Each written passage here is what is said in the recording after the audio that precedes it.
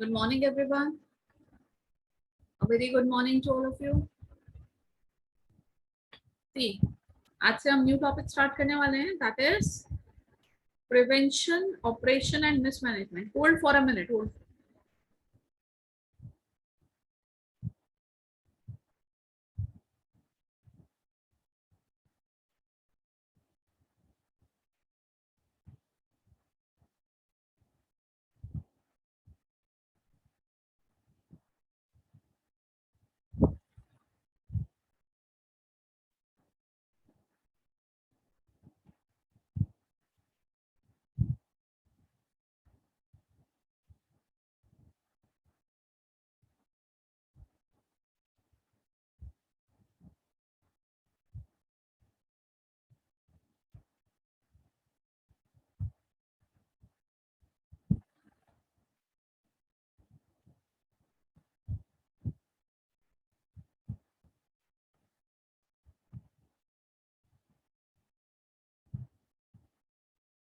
चलिए तो स्टार्ट करते हैं with the sections prevention of operation and mismanagement. Right?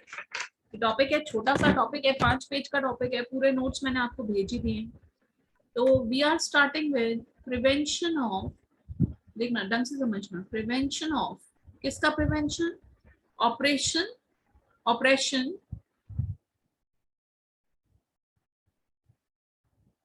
and mismanagement in the companies. Prevention of operation and mismanagement in the companies. Section 241 से ये चलेगा हमारा 246 तक.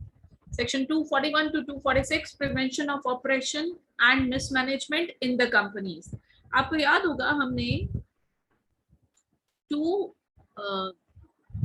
ये मानिया 205 पे एंड करा था हमारा डायरेक्टर्स पोर्शन. 205 पे एंड होता है. उसके बाद 206 ऑनवर्ड्स कुछ अलग सेक्शंस हैं. आप ये देखो, ये 5 सेक्शंस आपको दिलाएंगे. ये प्रिवेंशन एंड ऑपरेशन वाले टॉपिक से मार्क्स 5 सेक्शन करने हैं टोटल मिला करके. तो देखिएगा, स्टार्ट करते हैं. What is operation and mismanagement? ढंग से समझना. ऑपरेशन का मतलब क्या होता है एंड मिसमैनेजमेंट का मतलब क्या होता है. वैसे ये कहीं पर भी डिफाइंड नहीं है.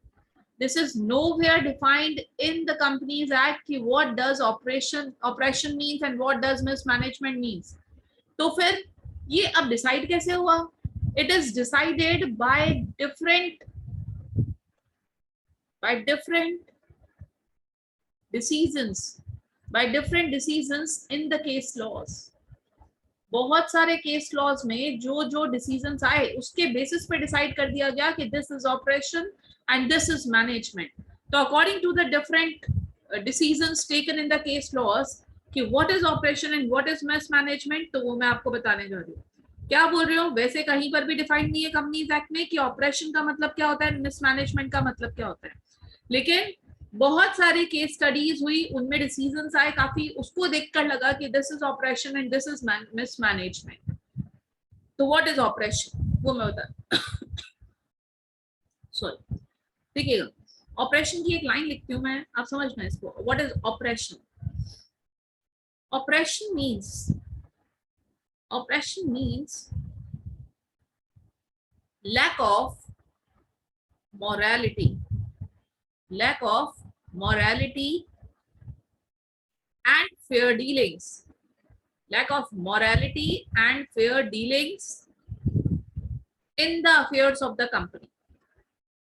In the affairs of the company, which may be prejudicial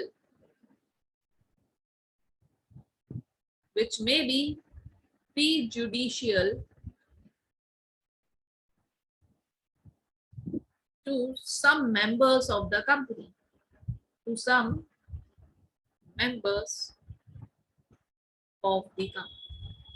This is operation. ये ऑपरेशन है, ठीक है ना. एक बार मिसमैनेजमेंट लिखूंगी फिर डिफाइन करेंगे क्या है. What is mismanagement? The term mismanagement refers to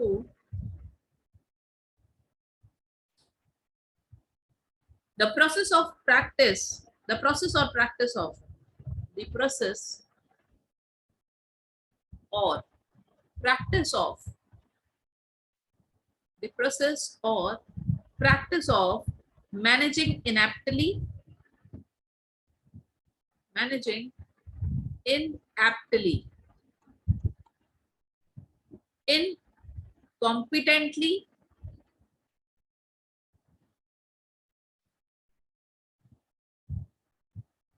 or dishonest.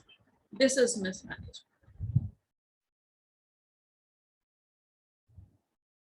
देखो ऑपरेशन में क्या होता है कि जहां पर आपने यू ऑपरेस्ड, यू ऑपरेशन का मतलब होता है सप्रेशन, कि आपने सप्रेस करा है। किनको सप्रेस करा है? To some of the members of the company. क्यों? Because of the lack of morality and fair dealings in the affairs of the company which may be prejudicial to some members of the company.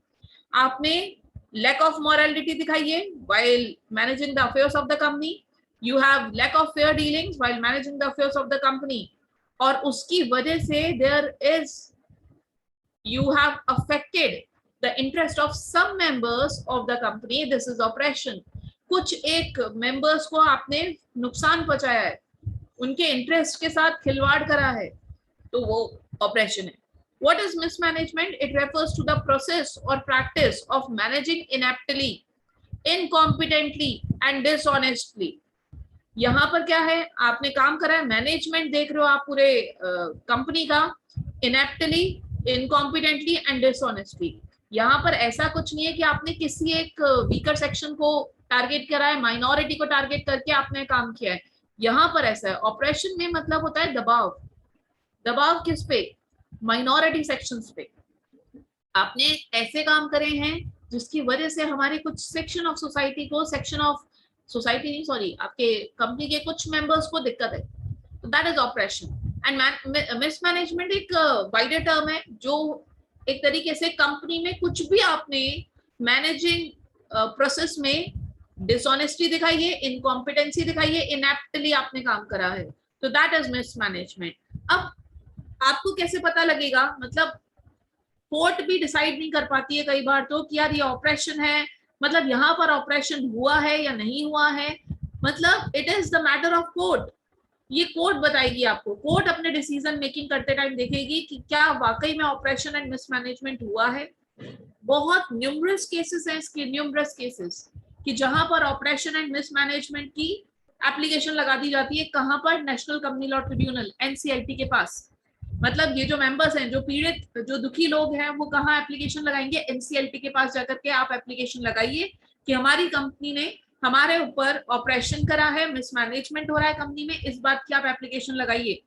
और कई matters तो court में भी जाते हैं, court entertain करती है। अगर एनसीएलटी फेयर नहीं लगता है तो फिर कोर्ट में भी जाते हैं ये मैटर्स। तो इट इज अ मैटर, मतलब आप देखो कंपनीज एक्ट ने आपको बोला कि इंडिपेंडेंट डायरेक्टर रखेंगे। भाई कंपनीज एक्ट ये बोलता है कि इंडिपेंडेंट डायरेक्टर भी रखना है, एसएफआईओ भी रखेंगे, सीरियस फ्रॉड इन्वेस्टिगेशन ऑफिस। ये कंपनीज एक्ट 2013 के बहुत बड़े बड़ी चीजें हैं। इंडिपेंडेंट डायरेक्टर का सिलेक्शन, इंडिपेंडेंट डायरेक्टर का selection, SFIO, Serious Fraud Investigation office. तो ये सब है ना, ये इंडिपेंडेंट डायरेक्टर तो पेपर्स में ही दिखता है अपन को। इंडिपेंडेंट डायरेक्टर के ऊपर हो सकता है बाकी की मेजॉरिटी ऑफ डायरेक्टर्स ऑपरेशन लगा रहे हो, है ना, ये छोड़ के चला जाता है। SFIO, Serious Fraud Investigation Office, government appoint करती है। अगर गवर्नमेंट ही किसी एक पर्टिकुलर कंपनी के लिए फेवरिज्म हो तो फिर तो ऐसी चीजों का कोई मतलब नहीं रह जाता है। इसलिए एक और सेक्शन, ये सेक्शंस की लाइन दी गई, ये पहले भी था, कंपनीज एक्ट 1956 में भी था, section 241 to 246, prevention of oppression and mismanagement, कि अगर किसी भी मेंबर को हमारी कंपनी के मैनेजमेंट से कंपनी में ऑपरेशन हो रहा है, उनसे दिक्कत है, तो please go to the NCLT and file a complaint over there. या फिर आप कोर्ट्स में जाइए, और कोर्ट्स में सुप्रीम कोर्ट तक भी जा सकते हो आप। सुप्रीम कोर्ट ने भी वेरियस डिसीजन दिए हैं, बड़े बड़े लैंडमार्क डिसीजन आए हैं।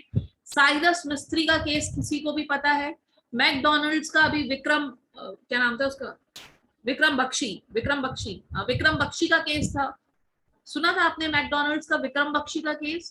साइरस मिस्त्री का केस था टाटा कंसल्टेंसी वाले का। सत्यम तो बहुत पुराना हो चुका है, चलो सत्यम की तो हम बात ही नहीं करेंगे। मैकडोनल्ड्स लेंगे अभी और साइरस मिस्त्री वाला केस हम डील करेंगे, ठीक है। तो उससे पता लगेगा कि होता क्या है। अच्छा एक बात बताओ, एक डायरेक्टर ने, आप बताना क्या है, ऑपरेशन है या मिसमैनेजमेंट है, और वाकई में हुआ है क्या, ये भी बताना। आपको आंसर क्या करना है कि वाकई में ऑपरेशन एंड मिसमैनेजमेंट हुआ है क्या, एंड ये ऑपरेशन है या मिसमैनेजमेंट है, दोनों में से ये चीज बतानी। तो मैं एक आपको क्वेश्चन देती हूँ, सुनना। क्वेश्चन इज कि हमारी एक कंपनी थी, फॉर एग्जांपल एबीसी लिमिटेड, है ना, वैसे ओरिजिनल कंपनी का नाम कुछ और था। एबीसी लिमिटेड के डायरेक्टर ने शेयर्स इशू करे, किसको, खुद को शेयर्स इशू कर लिए। आप बताना, सोच के बताना, थोड़ा सा आप दिमाग लगाओगे, you will get to know. Shares issue करे और अलॉटमेंट खुद को दिया है, पूरा full allotment, he issued shares and खुद ने लिए हैं वो सारे शेयर्स। आप बताओ इससे फर्क क्या पड़ा। इससे फर्क ये पड़ेगा कि पूरी शेयर होल्डिंग में इसकी share holding, the total share holding में इसकी शेयर होल्डिंग ज्यादा हो जाएगी एंड इसका परसेंटेज शेयर होल्डिंग बढ़ जाएगा। और इस वजह से मान लो ये टोटल शेयर्स, ये नंबर बढ़ गया ना, डिनोमिनेटर बढ़ गया। मेरे पास मान लीजिए 10,000 शेयर्स थे, पहले मेरा रेशो अच्छा खासा होता था, लेकिन बिकॉज आपने टोटल बढ़ा दिया, मेरे को तो अलॉट ही नहीं करे गए ना शेयर्स, तो मेरे को तो माइनॉरिटी में डाल दिया इन्होंने by issuing shares by and allotting to himself. अगर हमें अलॉट करता तो हम मानते, हम भी कुछ लेते और हमारा भी शेयर बढ़ता, लेकिन हमें तो अलॉट ही नहीं करे गए ना। मुझे तो पहले मेरे 10,000 शेयर्स थे और डिनोमिनेटर आपने बढ़ा दिया, अब टोटल का 10,000 बहुत कम रेशो आ रहा है ना, तो मुझे क्या बना दिया इन्होंने, माइनॉरिटी। क्या यहाँ पर ऑपरेशन एंड मिसमैनेजमेंट हुआ है, आंसर कीजिए।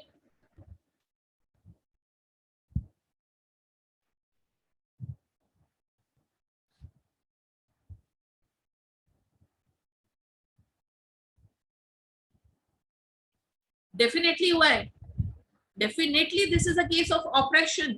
ये ऑपरेशन है, आपने एक पर्टिकुलर मेंबर्स को ऑपरेस करा है, ऑपरेशन हुआ है, very good, this is operation. कि खुद ही को शेयर्स इशू करके बाकी आपने किसी को शेयर्स अलॉट करने का मतलब, किसी को अलॉट ही नहीं करे, ऑफर ही नहीं दिया, शेयर्स इशू कर लिए नॉन कैश कंसिडरेशन में और खुद ने डिनोमिनेटर बढ़ा दिया। इस वजह से जो हमारे माइनॉरिटी शेयर होल्डर्स है उनके शेयर होल्डिंग पैटर्न पे बहुत बड़ा इम्पैक्ट पड़ गया, और उनको माइनॉरिटी मतलब उनका वोटिंग शेयर्स पे इतना इफेक्ट आ गया कि उनका मीटिंग में बैठना या नहीं बैठना बराबर है। क्या फर्क डालेंगे, अगर मान लो 10% था मेरा, अब 0.5% रह गया, तो मैं क्या कर सकती हूँ, कुछ नहीं कर सकती, है ना। तो this is a case of operation. अब मुझे बिल्कुल पावर है, मैं आपको पूरा ओवरव्यू दे रही हूँ चैप्टर का, फिर हम पढ़ते जाएंगे। अब I being the member of the company can complain to NCLT regarding this, और इसके अंदर मुझे रिलीफ प्रोवाइड करेगा एनसीएलटी। बहुत सारे तरीके हैं रिलीफ प्रोवाइड करने के, कुछ एग्जाम्पल देती हूँ। What is oppression, what is mismanagement, I will write some examples over here, case study हम बाद में करेंगे। पहले आप देखिए ऑपरेशन मतलब क्या। इस कंटेंट के 5 पेजेस है, 5 पेजेस एक दिन में कंप्लीट हो जाएंगे। पहले मैं आपको पूरा ओवरव्यू दे दूंगी तो बहुत इजी हो जाएगा हमारे। तो ऑपरेशन के कुछ ओवरव्यू केसेस हैं। पहला, not keeping a general meeting and keeping share holders in dark. आप बताओ, not keeping a general meeting, आप जनरल मीटिंग ही नहीं करा रहे हो, and keeping share holders in dark, share holders को कुछ पता बताते ही नहीं हो, ऑपरेशन है, this is operation. General meeting होनी चाहिए, आप कर ही नहीं रहे हो। कंपनी रेगुलरली डिफॉल्ट कर रही है जनरल मीटिंग करने में, क्यों, बिकॉज उसको पता है शेयर होल्डर्स, मतलब उसको शेयर होल्डर्स को डार्क में रखना है, उसको कुछ ना कुछ अंदर चल रहा है, इस वजह से वो जनरल मीटिंग नहीं कर रही है। Not maintaining statutory records, books of accounts, आपने स्टैट्यूटरी रिकॉर्ड्स नहीं मेंटेन कर रखे, जो आपको 128 129 में 92 सेक्शन में ये रिकॉर्ड्स बनाने को बोला गया है कि आपको बैलेंस शीट बनानी है, पीएनएल मतलब बुक्स ऑफ अकाउंट्स वगैरह बनाने को बोला गया है 128 में, वो सब आप नहीं बना रहे हो। अच्छा एक बात सोच के बताना, एक साल फॉर एग्जाम्पल हमने 2020 में बुक्स ऑफ अकाउंट्स नहीं बनाए, is this amount to oppression? क्या कुछ ऐसा लग रहा है कि यार हो सकता, this should be continuous in nature. ये ऑपरेशन एक साल की बात नहीं होती है, it should be continuous in nature. Continuous मतलब जिस टाइम पर आप एप्लीकेशन कर रहे हो ना, उस टाइम पर भी वो ऑपरेशन इनइफेक्टिव होना चाहिए, इन फोर्स होना चाहिए, मतलब वो चलता रहे, कंटिन्यूइंग बेसिस पे ये काम हो रहे हैं। Books of accounts regularly company नहीं बना रही है, जो रिकॉर्ड्स मेंटेन करने को बोला है, स्टैट्यूटरी रिकॉर्ड्स जो मेंटेन करने को बोला है वो नहीं बना रही है कंपनी, रेगुलर बेसिस पे, कंटिन्यूअस बेसिस पे। ये एक साल का मैटर नहीं होता है ना, एक बार का मैटर नहीं होता है। कोर्ट्स आपको आपकी एप्लीकेशन को डिसमिस कर देगी अगर एक साल कंपनी ने आप बुक्स ऑफ अकाउंट्स नहीं बनाया और आप पहुंच गए एनसीएलटी के पास, एनसीएलटी डिसमिस कर देगा आपकी एप्लीकेशन को। It must be of continuous nature. Next है जैसे कि for example depriving the right to dividend of a member. एक मेंबर का राइट टू रिसीव डिविडेंड है, उसको आपने डिप्राइव कर दिया। डिप्राइव करना मतलब छीन लिया। You have deprived a member with the right to dividend. Next है issuing of shares only benefiting a few share holders. Shares issue करे हैं लेकिन only for few share holders, that mean director class of people को। Issuing shares only to a few share holders, this is operation ना। ये कुछ cases हैं जहां पर ऑपरेशन हो रहा है, मतलब कंपनी के अफेयर्स इस तरीके से करे जा रहे हैं जिसकी वजह से हमारे मेंबर्स को मतलब these are against the interest of our members. What is mismanagement? Mismanagement के कुछ केसेस हैं। पहला जैसे कि एग्जाम्पल है जैसे serious fighting between the directors. मतलब एक तरीके से आप ये मानिए directors are not in talking terms, directors आपस में बात ही नहीं करते हैं। बोर्ड मीटिंग बुला लेते हैं एक पर्पस के लिए, बाकी सब कोई आता ही नहीं है, कोई अटेंड ही नहीं करता। ये क्या है? This is mismanagement. आपकी वजह से कंपनी सफर कर रही है, कंपनी के मेंबर्स सफर कर रहे हैं। You are acting ineptly, you are acting dishonestly, you are acting in wrongful manner, तो this is mismanagement. Directors are not in talking term, directors के बीच में फाइटिंग है जोरदार, तो भाई कंपनी को चलाते ही है। दीज आर, इनका रिलेशन कैसा होता है कंपनी के साथ? फिड्यूशियरी रिलेशनशिप होता है इनका, मतलब कंपनी इन पे भरोसा करती है। दीज आर द डायरेक्टर्स जो कंपनी को चला रहे हैं, और यही बातचीत बंद है इनके बीच में, तो कंपनी के डिसीजन मेकिंग में तो बहुत बड़ा फर्क पड़ जाएगा। सेकंड एग्जांपल है violation of memorandum of association and articles of association. MOA and AOA का वैल्यूएशन कर रखा है कंटिन्यूअस बेसिस पे, एक दो बात नहीं है। आप हर टाइम एओए के प्रोविजंस को वायलेट करते हो, तो this can become a reason for mismanagement in the company. Next है sale of assets at low price without complying with the act। आप assets बेच रहे हो, कंपनी के assets बेच रहे हो, sale of assets at low price। क्यों भाई, ऐसा क्या हो गया कि कॉस्ट से नीचे बेच रहे हो, है ना? मतलब जितनी वैल्यू है उतने का तो बेच ही नहीं रहे हो, आप बहुत ही कम वैल्यू पे assets को बेच रहे हो। This is mismanagement. It can be a reason of mismanagement and the member can make an application to NCL। Directors continuing in office after expiry of term, this is mismanagement। मतलब term expire हो गया director का, there is a term expiry, term expire हो गया and still he is continuing with the office, still he is working, अभी भी वो काम कर रहा है after expiry of the tenure, तो दिस इज मिसमैनेज। तो एक बार ओवरव्यू दिया है कि क्या क्या मिसमैनेजमेंट, क्या क्या ऑपरेशन हो सकता है। वैसे आपके स्ट्रेट फॉरवर्ड क्वेश्चन आता है, केस स्टडी नहीं आती है, बहुत कम आती है। सीए में तो इतनी केस स्टडी आती है इसके ऊपर केस स्टडी नहीं बने ऐसा नहीं होता, इतनी केस स्टडी आती है उसमें कि बताओ ऑपरेशन हुआ है या मिसमैनेजमेंट हुआ है, और बताओ हुआ भी है या नहीं हुआ, ऐसे क्वेश्चंस आते होते। तो हम उसके क्वेश्चंस कर लेंगे तो we will have a grip over this chapter. छोटा सा चैप्टर है वैसे, भूलने वाला तो है ही नहीं। अब एक केस डिस्कस करते हैं, जैसे कि एक केस था, आप ये देख लो, मैकडोनल्ड्स वाला ही कर लेते हैं। इन मैकडोनल्ड्स इंडिया, इस केस को सुनना, आप बताना क्या हुआ था। In McDonald's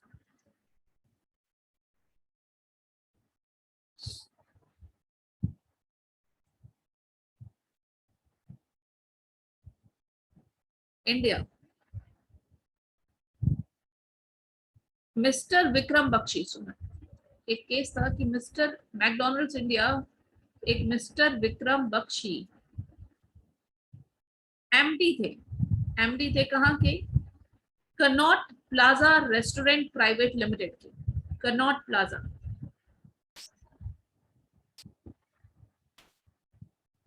Connaught Plaza restaurant private limited, इसके एमडी थे सीपीआरएल ना, याद रखना है इसको। कनॉट मतलब याद क्या, क्योंकि मैं आप सीपीआरएल से ही बोलूंगी। Connaught Plaza restaurant private limited के एमडी थे मिस्टर विक्रम बख्शी। इनके पास ऑफर आया। He entered into a joint venture agreement. He entered into a joint venture agreement with McDonald's India Private Limited. McDonald's India Private limited के साथ इन्होंने joint venture agreement करा। किस बात का? हैविंग 50-50 शेयर, 50-50 शेयर था दोनों का, मतलब mister Vikram Bakshi and McDonald's India Private Limited का दोनों का 50-50% शेयर का था कि भाई मैकडोनल्ड्स में, ये MIPL में इन दोनों का शेयर है, ठीक है। इन्होंने मतलब MIPL स्टैब्लिश किया।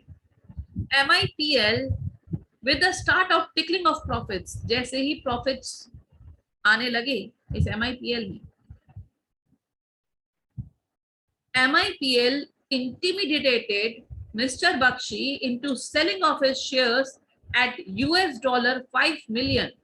इन्होंने क्या किया, जैसे ही प्रॉफिट्स बढ़ने लग गए तो देखो आप 50-50% की शेयरिंग थी, MIPL ने मिस्टर बख्शी को फोर्स करने लग गए। They are forcing mister Bakshi कि आप अपना शेयर बेच दो in $5 million, $5 million, and mister Bakshi refuse कर रहे हैं इसके लिए। Mister Bakshi denied because joint venture agreement में लिखा हुआ था कि अगर कोई भी शेयर सेल करेगा तो फेयर मार्केट वैल्यूएशन होगा उसका, एंड अकॉर्डिंग टू दिस उसके शेयर का वैल्यूएशन है $100 million। मिस्टर बख्शी ने बोला कि जॉइंट वेंचर एग्रीमेंट में फेयर मार्केट वैल्यूएशन होना चाहिए अगर मैं शेयर बेचता हूं तो, और $5 million नहीं $100 million मिलने चाहिए। तो मिस्टर बख्शी ने ऑब्वियसली $5 million वाले एग्रीमेंट को खारिज कर दिया, है ना। MIPL rejected the offer given by mister Bakshi. Mister Bakshi ने जो $100 million की बात कही थी उसके ऑफर को MIPL ने मना कर दिया कि नहीं हम दे नहीं सकते $100 million। अब देखो MIPL ने क्या किया।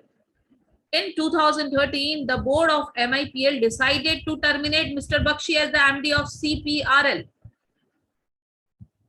इस 2013 में बोर्ड ऑफ डायरेक्टर्स MIPL के डिसाइड करा कि मिस्टर बख्शी को टर्मिनेट करेंगे, and passed a resolution stating that they were open to any litigation contingent to this decision। मतलब उन्होंने मिस्टर बख्शी का टेन्योर टर्मिनेट कर दिया, सारे बोर्ड ऑफ डायरेक्टर्स ने मिलकर के मिस्टर बख्शी को हटा दिया और ये बोला हम ओपन है, आप हमारे ऊपर केस करो, हम रेडी हैं इसके लिए। MIPL ने क्या क्या बोला, अब क्यों रेडी है MIPL ने, देखो क्या क्या रीजंस दिए। MIPL बोलता है,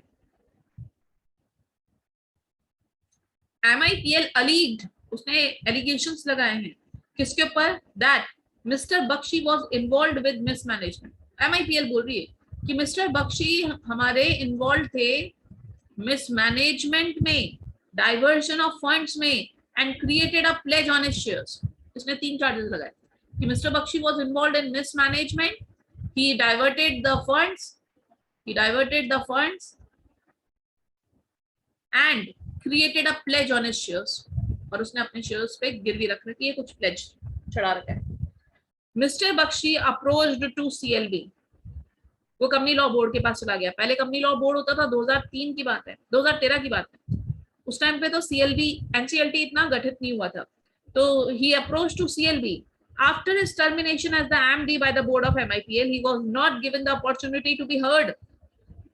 मतलब वहां पर उसने केस करा NCLT में, NCLT में भी उसको ढंग का डिसीजन नहीं मिला तो उसने कोर्ट्स में केस कर दिया, और कोर्ट में उसको बिल्कुल फेयर डिसीजन मिला और ये मिस्टर MIPL ने जो ये चार्जेस लगाए थे, इन चार्जेस को सबको फॉल्स प्रूव कर दिया गया उन कोर्ट्स ने, और मिस्टर बख्शी को रीअपॉइंट कर दिया गया as a director in MIPL। बताइए क्या ये वाकई में ऑपरेशन हुआ था? Was that an operation?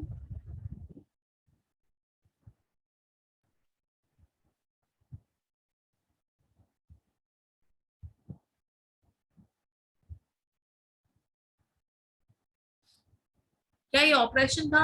आपने किसी एक डायरेक्टर को बाकियों ने रेजोल्यूशन पास करके हटा दिया, वॉज दैट एन ऑपरेशन? मैंने तो आपको ये बता ही दिया ना, कोर्ट का तो डिसीजन ही आ गया था, तो ऑब्वियसली ऑपरेशन था, ऑब्वियसली, इसीलिए तो कोर्ट ने डिसीजन दिया। अगर ऑपरेशन होता ही नहीं तो फिर उसको वापस से अपॉइंट क्यों करते? कोर्ट ने डिसीजन दिया कि MIPL में वापस से मिस्टर बख्शी को अपॉइंट किया जाएगा as a director, that means यहाँ पर ऑपरेशन हुआ है, डेफिनेटली हुआ है ना। जहां पर आपने मिलकर के किसी एक पार्टी को ऑपरेस किया है तो दैट इज ऑपरेशन, और यहाँ पे डेफिनेटली ऑपरेशन हुआ। मिस्टर बख्शी के साथ गलत हुआ था एंड उसको रीअपॉइंट करा गया ऑन द डायरेक्टर्स कुर्सी।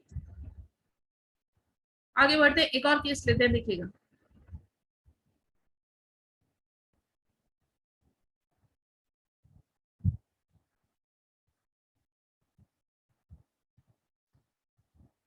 चलिए एक और केस हम कर लेंगे, लेकिन अभी हम कंटेंट रीड करेंगे। देखिए, what is meaning of operation? When the affairs of the company are being conducted in a manner prejudicial to the interest or in a manner oppressive to any member may be termed as oppression। ये तो बहुत easy सी line है। अब ये देखो, operation का मतलब क्या है? You are the affairs of the company are being conducted in a manner जिसकी वजह से कुछ कुछ मेंबर्स को which are prejudicial to some members of the company, है ना। आप अफेयर्स मैनेज कर रहे हो इस तरीके से जिसकी वजह से कुछ एक मेंबर्स को दिक्कत हो जाए, तो दैट इज ऑपरेशन। ऑपरेशन में हमें बोलेंगे लैक ऑफ मॉरालिटी दिखाई है आपने, फेयर डीलिंग्स नहीं थी आपकी while conducting the affairs of the company। What is mismanagement? When the affairs of the company are being conducted in a manner prejudicial to the interest of the company or where material change has taken place in the management or control of the company by which it is likely that affairs will be conducted in a manner prejudicial to the public interest। आपने management और control में ऐसे changes करे हैं जिसकी वजह से public interest खराब हो रहा है, तो this is term is mismanagement. वही आपके मैनेजमेंट और कंट्रोल में कुछ गड़बड़ है, डायरेक्टर्स बातचीत नहीं करते हैं आपस में, मीटिंग नहीं बुलाते हैं, मीटिंग्स नहीं अटेंड करते हैं, तो this is mismanagement. Application to tribunal for relief in cases of oppression and mismanagement, section 241, ये है एप्लीकेशन लगाना। Section 241 of the companies Act says any member of a company who complains that, any member मतलब complain कौन कर सकता है? कोई भी, any member of the company who complains that affairs of the company is conducted in a manner prejudicial to the public interest or oppressive to him or any other member, or material change has taken place in the management or control of the company, due to such change affairs of the company will be conducted in a prejudicial manner। बात यही है, mismanagement है, एक बार operation है। then member may apply under section 244 for an order।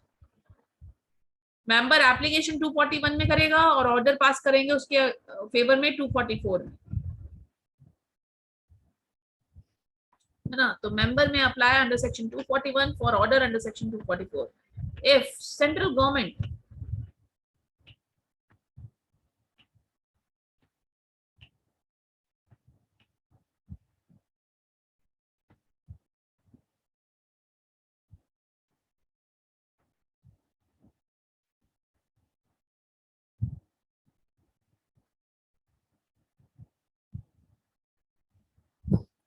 if central government is of the opinion that affairs are conducted in a prejudicial manner, then it may itself apply to tribunal। देखो क्या है, कोई भी member case कर सकता है, इसके अलावा सेंट्रल गवर्नमेंट को अगर लगता है कि इस कंपनी ने जो काम चल रहा है that is prejudicial to the interest of any member और पब्लिक, तो वो खुद से भी केस कर देती, सेंट्रल गवर्नमेंट खुद भी कर देती है ना। सेंट्रल गवर्नमेंट को अगर लगता है कि ये कंपनी ढंग से काम नहीं कर रही है, ऑपरेशन हो रहा है, मिसमैनेजमेंट हो रहा है, तो वो खुद ऑन इट्स ओन बेसिस ही can apply to tribunal for this purpose. Powers of the tribunal section 242. Powers मतलब अब ट्रिब्यूनल क्या क्या ऑर्डर्स दे सकता है उसके ऊपर बातचीत करते हैं। तो बोला गया if an application is made under section 241 tribunal is of the opinion, पहले ट्रिब्यूनल को सेटिस्फाई होना जरूरी है। ट्रिब्यूनल को ये लगता है कि affairs are being conducted in a prejudicial manner and that to wind up the company would unfairly prejudice such members। और फिर क्या लग रहा है, सुनना ये क्या लिखा हुआ है लाइन, ये लिखा हुआ है कि अफेयर्स बिल्कुल प्रीजुडिशियल काम हो रहा है, मतलब ढंग से काम नहीं हो रहा है, it is affecting some members and company को वाइंड अप करना ना इंसाफी होगी उन मेंबर्स के साथ। मतलब आपने ऐसी सिचुएशन कर दी है कंपनी में कि आपकी अगर असेट बेचे भी तो उन मेंबर्स का हित नहीं होने वाला कभी भी, जिनको मतलब the members who are being affected उनका हित नहीं होगा। वो किसको लग रहा है, ट्रिब्यूनल को, कि वाकई में कंपनी के affairs are being conducted in a prejudicial manner and अगर इसको वाइंड अप कर दिया तो ये एक तरीके से नाइंसाफी हो जाएगी कुछ मेंबर्स के साथ, क्योंकि उनका तो नंबर अनसिक्योर्ड में है। मान लो वो तो अनसिक्योर्ड क्रेडिटर्स में बैठे हुए हैं हमारे, वो हमारे इक्विटी शेयर होल्डर्स का पार्ट है लेकिन माइनॉरिटी पोर्शन है बिल्कुल। तो आप देखो इनका नंबर कहाँ होता है, जब लिक्विडेशन होता है, जब कंपनी का वाइंडिंग अप स्टेज आता है तो असेट बिकते हैं और लाइबिलिटीज का पेमेंट होता है, और लाइबिलिटीज में भी प्रायोरिटी होती है किसको सबसे पहले पेमेंट होना है। तो ऐसी सिचुएशन पे कंपनी को खड़ा कर दिया है कि जिसको वाइंड अप करने से मेंबर्स का ही नुकसान है, तो ट्रिब्यूनल ये ऑर्डर पास कर सकता है। क्या क्या ऑर्डर है इसमें देखिए, what are the orders pass by tribunal under section 242 of the companies act. पहला है conduct of affairs, the order में provide for conduct of affairs in future. Tribunal आपको फ्यूचर में किस तरीके से काम करना है इस बारे में पूरी गाइडलाइन देगा। Purchase of shares by other members of the company, दूसरे मेंबर से भी खरीदवाएगा आपके shares. Reduction of share capital, और अगर जरूरत पड़ी तो आपकी कैपिटल को रिड्यूस करवा देगा जिसकी वजह से आपकी होल्डिंग पोजीशंस पे फर्क आ जाएगा। रेस्ट्रिक्शन ऑन ट्रांसफर और अलॉटमेंट ऑफ सिक्योरिटीज, फ्यूचर में बिना पूछे आप ट्रांसफर नहीं करोगे सिक्योरिटीज का, अलॉटमेंट नहीं करोगे। टर्मिनेशन और modification of agreement between the company and director, manager और एनी अदर पर्सन, ये जो कंपनी के डायरेक्टर और मैनेजर के साथ जो एग्रीमेंट बनता है कंपनी का अंडर सेक्शन 171 और 2, तो ये जो एग्रीमेंट बना है इसमें कुछ टर्मिनेशन ला देना या मॉडिफिकेशन ला देना। Setting aside the transfer of any property transaction done in the last 3 months, अगर पिछले 3 महीनों में कुछ भी ट्रांजैक्शन हुआ है प्रॉपर्टी ट्रांसफर करने का तो उनको अलग रख देना, मतलब सेट एक तरीके से इनइफेक्टिव कर देना। रिमूवल ऑफ मैनेजेरियल पर्सन भी कर सकता है, पर्सोनल मैनेजेरियल पर्सोनल का रिमूवल भी कर सकता है। Recovery of undue gains done by managerial personnel, इन्होंने अगर कुछ अननेसेसरी एडवांटेज उठाए हैं तो उसकी रिकवरी कर लेगा इनसे। Appointment of person who may report to tribunal from time to time, उनके बोर्ड ऑफ डायरेक्टर्स में अपना एक आदमी बिठा देगा जो वहां की एक एक खबर देगा। Imposition of cost on company if required, और अगर इन सब के कुछ भी खर्चा आ रहा है तो उसका बर्डन पूरा कंपनी उठे। These are the orders which tribunal can pass under section 242। अगर एप्लीकेशन मिलती है 241 में बाय द मेंबर, और सेंट्रल गवर्नमेंट खुद भी दे सकती है। Central government suo motu decide कर लेती है कि हाँ यार यहाँ पे जरूरत है कि यहाँ पे ऑपरेशन हो रहा है, मिसमैनेजमेंट हो रहा है, तो वो कंपनी लॉ बोर्ड को एक एप्लीकेशन कर सकती है under section 241। The order of tribunal should be filed by the company with ROC within 30 days। Tribunal का ऑर्डर ले जा करके कंपनी आरओसी को देगी 30 दिन के अंदर अंदर। ट्रिब्यूनल ने ये जो भी ऑर्डर पास करा इनमें से एक भी ऑर्डर जो भी आपकी कंपनी पे लगा वो ऑर्डर कंपनी आरओसी को देगी 30 दिन के अंदर अंदर from passing the order. Alteration in memorandum and articles must be done, it should also be filed with ROC। ये इंपॉर्टेंट है। आपके ट्रिब्यूनल ने ये काम कर दिया, दैट मीन्स फ्यूचर एक्शन क्या होगा इस कंपनी का वो सब डिसाइड कर रहा है ट्रिब्यूनल। तो आपके मेमोरेंडम और एसोसिएशन में कुछ चेंजेस आएंगे तो आप ऑल्टर्ड एमओए एओए आरओसी को पहुंचा दो 30 दिन के अंदर अंदर। ऑल्टर्ड भाई, अब ऑल्ट्रेशन आ चुका है आपके मेमोरेंडम में आर्टिकल्स में, हम वाइंड अप नहीं कर रहे हैं कंपनी को चलाने की कोशिश कर रहे हैं, तो आपको फ्यूचर डीलिंग्स के बारे में ट्रिब्यूनल ने बताया है तो वो जो ऑल्टरेशन आया वो ऑल्टर्ड एमओए एओए आप आरओसी को फाइल करो 30 दिन के अंदर अंदर। If any of the above provisions are contravene then penalty shall apply. अगर एक भी ट्रिब्यूनल का कहा नहीं माना कंपनी ने तो फिर आपके ऊपर पेनल्टी भी लग सकती है। This is the power of tribunal. क्या क्या कर सकता है? मैनेजेरियल पर्सन को रिमूव कर सकता है, जो भी मैनेजेरियल पर्सन ने गेन्स रिसीव करे हैं वो सब ले सकता है। ये 2 मैनेजेरियल पर्सनल से रिलेटेड था। बोर्ड ऑफ डायरेक्टर्स में अपना बंदा बिठा सकता है जो टाइम टू टाइम रिपोर्ट करेगा, आपकी कंपनी के ऊपर कॉस्ट लगा सकता है इन सब की, और प्रॉपर्टी ट्रांसफर पे रोक लगा सकता है, जो भी 3 महीने में हुए हैं उनको इनइफेक्टिव कर सकता है, फ्यूचर डीलिंग कैसे होगी वो बता सकता है, शेयर कैपिटल को रिड्यूस कर सकता है, पर्टिकुलर शेयर्स ऑफर करने की बात कर सकता है to particular number of person. ये सब ऑर्डर की कॉपी कंपनी आरओसी को देगी 30 दिन के अंदर अंदर, ऑल्टर्ड एमओए एओए भी पहुंचाएगी 30 दिन के अंदर। This is all about power of tribunal 242 and the process, आगे का प्रोसेस। कल हम इसको कंटिन्यू करते हैं और आज के लिए इतना ही बहुत है, ठीक है? कल हम इसको आगे का कंटिन्यू करेंगे और चैप्टर खत्म कर देंगे कल ही, परसों से नया chapter. So that's it for today, मिलते हैं कल।